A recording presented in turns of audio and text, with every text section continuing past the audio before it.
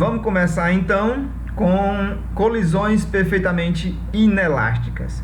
Como a gente exibiu na videoaula anterior, uma colisão é perfeitamente inelástica quando o coeficiente de restituição é zero.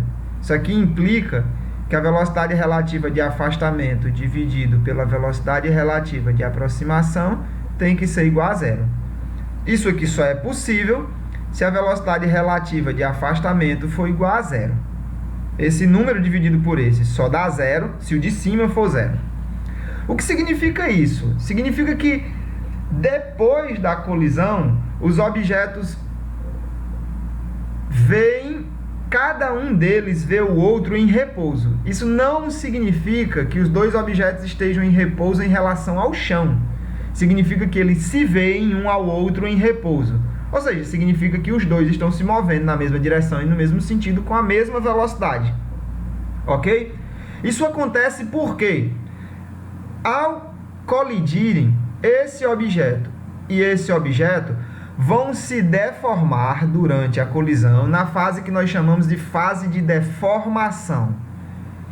Posteriormente, deveria existir uma fase de restituição, onde esses objetos eles iriam se empurrar mutuamente um ao outro, restituindo a sua forma e desfazendo a deformação que eles sofreram durante a colisão. Numa colisão perfeitamente inelástica, essa segunda fase não acontece. Os objetos permanecem deformados e colados um ao outro e passam a se mover então juntos, colados, com velocidade relativa zero, na mesma direção e no mesmo sentido. É o tipo de colisão que acontece, por exemplo, quando você joga uma bolinha de massa de modelar em outra bolinha de massa de modelar. Elas grudam uma na outra, né? Elas não ricocheteiam uma na outra, elas grudam uma na outra. É uma colisão perfeitamente inelástica, certo? O coeficiente de restituição é zero.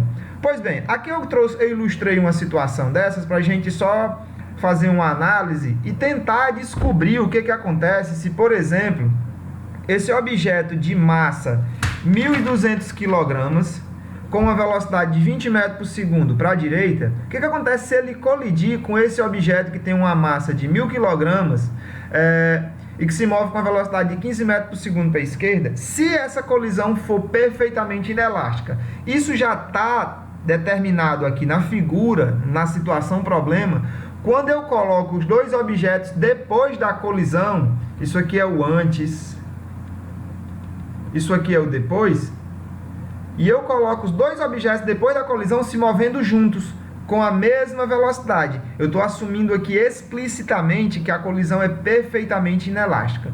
Pois bem, como que eu vou fazer essa análise? Para poder analisar uma situação desse tipo, a gente tem que partir do primeiro princípio que a gente vai fazer uso sempre que analisar colisões, que é o princípio da conservação da quantidade de movimento. Então, a primeira informação que a gente tem é que a quantidade de movimento antes da colisão tem que ser igual à quantidade de movimento depois da colisão. Em seguida, não esqueça, você está trabalhando com vetores em uma dimensão, mas são vetores. Então, a gente tem que determinar um sentido para chamar de positivo. Geralmente, a gente faz isso aqui. Não é regra, isso aqui é arbitrário. Mas vamos usar essa convenção, que é uma coisa com a qual a gente está mais acostumado. Pois bem, então, aqui a gente tem que a quantidade de movimento antes da colisão é igual à quantidade de movimento depois da colisão.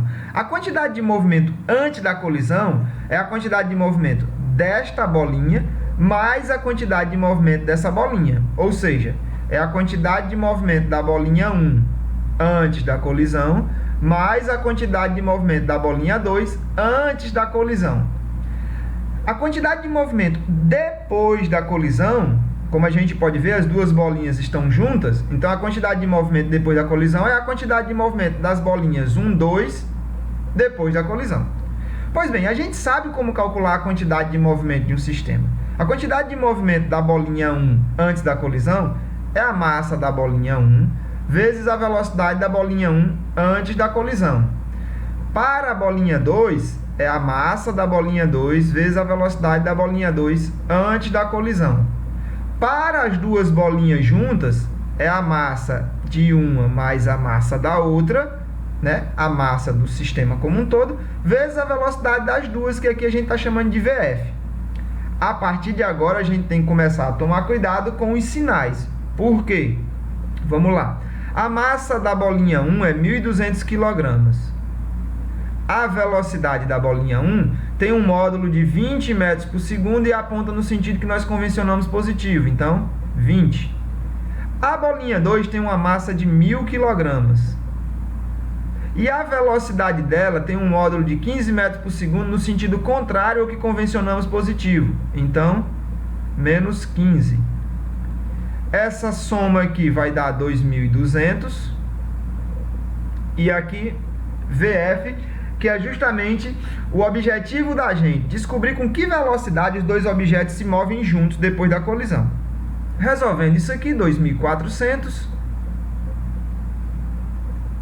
Opa, 24 mil, desculpa, 2.400 não, 24 mil. Isso aqui vai dar 15 mil.